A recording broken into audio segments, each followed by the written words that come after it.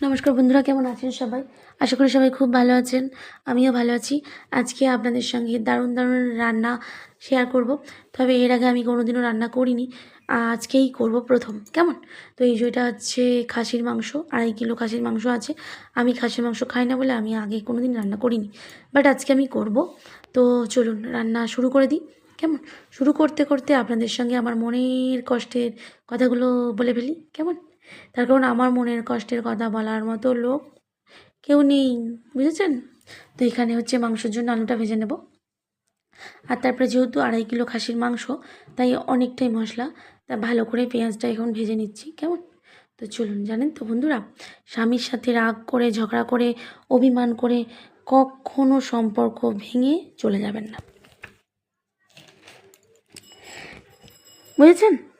তার কারণ দরকার হয় ওকে ভেঙে মুচড়ে ছিঁড়ে ব্লেন্ডারে দিয়ে শরবত করে খাবেন। আর তাও যদি না পারেন, বাথরুমে ঢেলে দেবেন।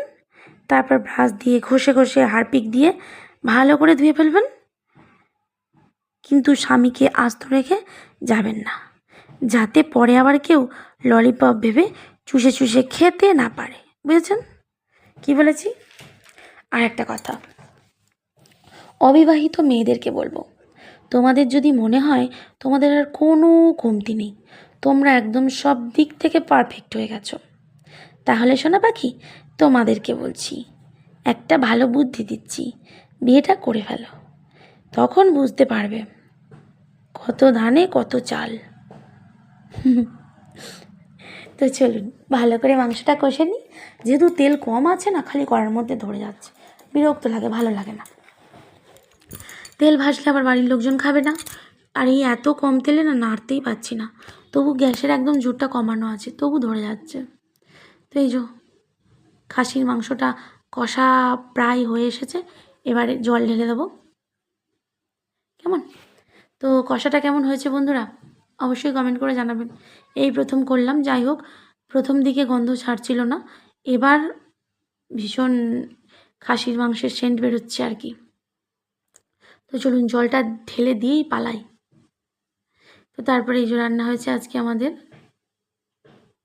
Fried rice. তো এই হচ্ছে ব্যাপার, জমিয়ে খাওয়া দাওয়া হবে। আমার তো খুব প্রিয়, কিন্তু খাসি মাংস আমি খাবো না। আর হয়েছে এই যে জলপাইয়ের চাটনি, আর হয়েছে চিকেন। বাট আজকে আমি চিকেনটাও খাবো না, আমার ভালো লাগছে না একদম। দেখা পাওয়ার পরে টাটা।